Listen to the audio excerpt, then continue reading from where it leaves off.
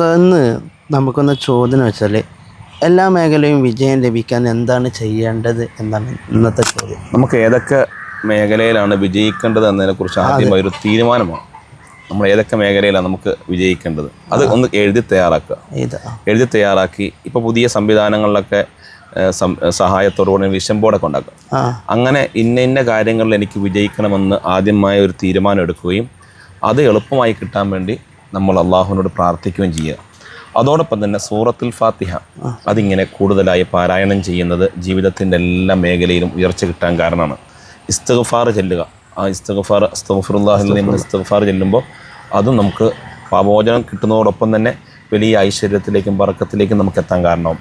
അപ്പം കൂടുതലായി സൂറത്തുൽ ഫാത്തിഹ ഓതുക. നമ്മുടെ ഉസ്താദുമാരൊക്കെ പറഞ്ഞു തരുന്നത് 156 ഫാത്തിഹ സൂറത്ത് ദിവസവും ഓതാൻ പറ്റുകയാണെങ്കിൽ അത് ജീവിതത്തിൽ വലിയ ബർക്കത്തിനും വലിയ പുരോഗതിക്കും കാരണമാവും. ഇത് കാണുന്ന കേൾക്കുന്ന ചോദ്യങ്ങൾ അയക്കുന്ന എല്ലാവരുടെയും ജീവിതത്തിൽ അല്ലാഹു വലിയ ബർക്കത്ത് എന്ന് അനുഗ്രഹിക്കുമാറാവട്ടെ. ആമീൻ.